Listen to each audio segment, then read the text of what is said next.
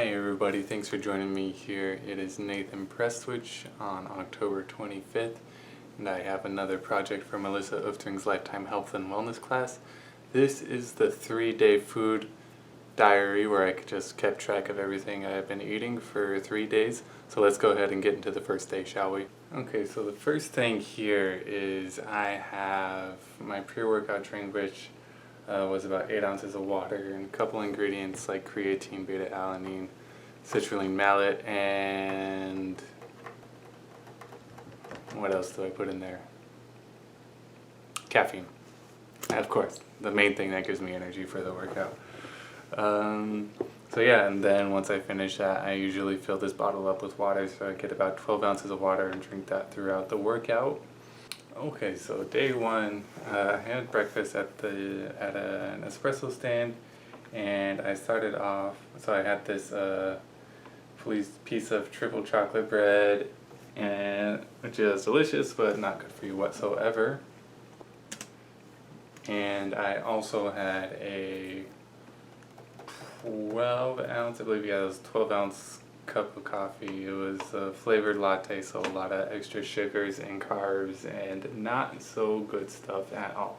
So the rest of my day didn't fare any better eating wise. I had lunch at the school and I wanted something hot. Unfortunately, I don't remember there being any healthy hot options. Really the only healthy option is the salad bar there, which is mediocre at best. But here I have an au jus sandwich, roast beef with Swiss cheese, I believe it is, and then I told them to hold the fries that came with it because I wanted the sweet potato fries, but they still gave me the fries anyways, so I only had a couple of those, but you can believe I finished the sweet potato fries in this sandwich. And to finish off my not so great day there, my wife went out to eat with a friend and she came back with some leftovers for me, and I have half a burger there, and I had a couple of those cups of water. I think I had 2 cups of those 12 ounces, so 24 ounces of water there with dinner. But yeah, not great day of eating overall. Okay, so day 1 in review, not great at all. I'd probably just give myself an F if I was grading the quality of my eating. So yeah, it was a lot of carbs and a lot of bad fats, not a lot of protein or good vitamins in what I ate that day. This was an atypical day for me, but if you're not careful, it can happen a lot and sneak up on you, eating bad. You know, if you're in a hurry, a lot of times you just want to grab something to eat, aren't really thinking about what you're eating. It's really easy to just make bad choice after bad choice after bad choice. But yeah, things do get better the next couple days. But first, let's take a look at my activity for that day. So my activity I would consider moderate activity. I'm battling both a hamstring injury and chronic shoulder pain that I have. So I'm just doing a lot of therapeutic work, as you saw, foam rolling, working on a lacrosse ball using the TheraBand here. So nothing terribly intense, just kind of get myself back to normal, and hopefully I can be back in the gym doing everything that I normally like to do. So let's go into the next day of eating. So first up, I have some eggs here with pico de gallo, and I think I had about 6 eggs there. I don't know, I want to say 8 or 9 eggs in total, and I had about 2/3 of that. And then I had maybe a half cup of pico de gallo there. It's just tomatoes, onions, and cilantro with some lime juice and a little bit of salt. So in the early afternoon, I had a noodle soup. These are just instant noodles, and I added some vegetables and some eggs in there, so it's not totally terrible for you.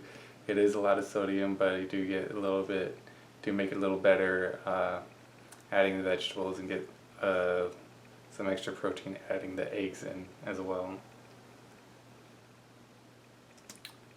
Then at night, I had this wonderful salad, which was absolutely fantastic. I had a whole lot of it, as you can see.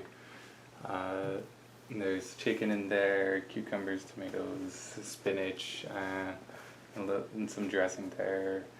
And yeah, it was just a great salad overall. I ate that whole thing. That is a 9 by 13 casserole dish if you can't tell. And so that's quite a bit there. But yeah, ate it all. It was wonderful. So along with that, I had 2 of these pint glasses of water. It is a bigger glass, but I was drinking water, trust me. So they're about 16 ounces, and I had 2 of these, and so which is 32 ounces of water with dinner that night, which is pretty decent. So I didn't do any like regular activity that day, but I did go on about a 20-minute walk with my dog, which I would consider a pretty light intensity, but just good for your overall health, good, decent for your cardiorespiratory endurance. Nothing too challenging, but I walk at a pace that's enough to get me breathing a little bit and possibly break up a bit of a sweat.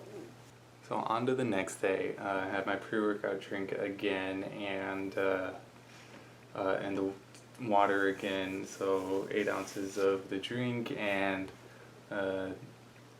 12 ounces of water throughout the workout. Now, one thing I forgot to mention before is that the pre-workout drink has no calories in it. I do add a water flavoring to it, but that's a 0-calorie flavor, and it's probably sweetened with sucralose, so you know, still something in there, but no calories technically. So for breakfast that day, I had eggs again, this time with salsa instead of the pico de gallo. Salsa's just came out of a jar, as opposed to me making the pico. But yeah, I think I had 6 eggs again, and it looks like about the same amount of salsa, about half a cup there. And for lunch that day, I had a poke bowl and some boba tea there. The poke bowl consists of rice. I had tuna and salmon in there. I had some corn, seaweed, and I can't remember what the other ingredient was, but it was another vegetable, I'm pretty sure. But yeah, so good variety of ingredients in there. Good meat, good vegetables, but the sneaky thing about that is the sauces that they put on it, the sauces they put on the tuna, the extra sauce you have on top of it, so that is the bad stuff about it. And the boba is a lot of sugar and carbs as well in that.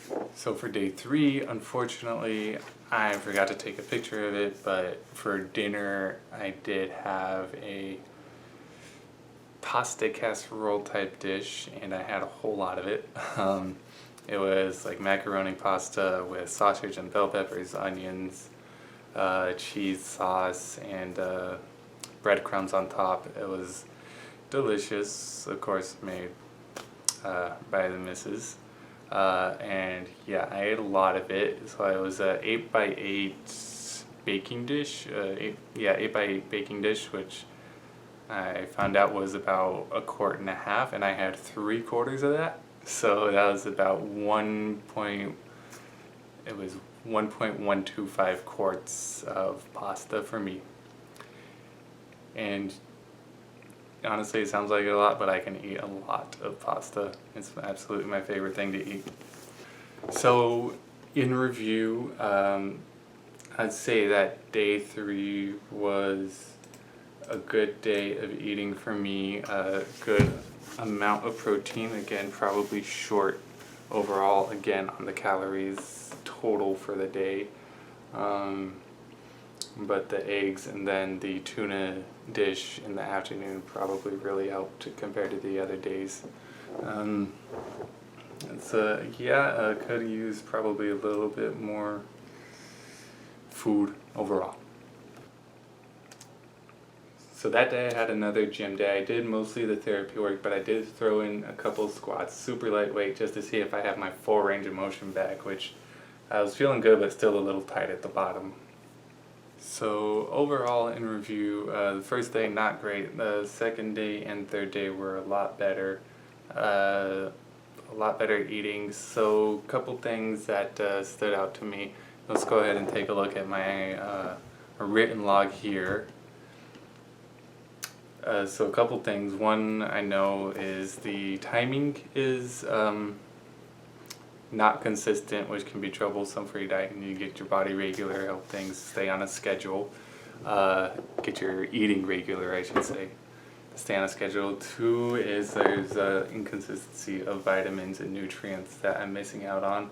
But the biggest thing for me personally, it's not a huge deal right now since I'm not pushing myself as hard working out, but I'm just, at the end of the day, I'm simply not eating enough to be consistent with my training goals, and it feels like I do.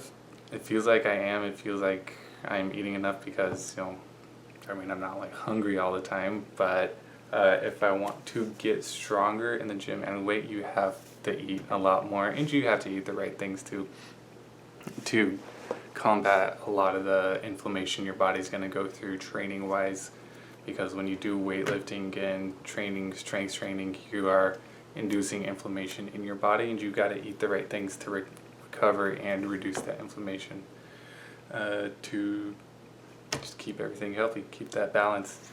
But yeah, thanks everyone for watching the video. Hope you enjoyed it. I learned some things, hope you learned some things. And yeah, that's it. I'll see you next time.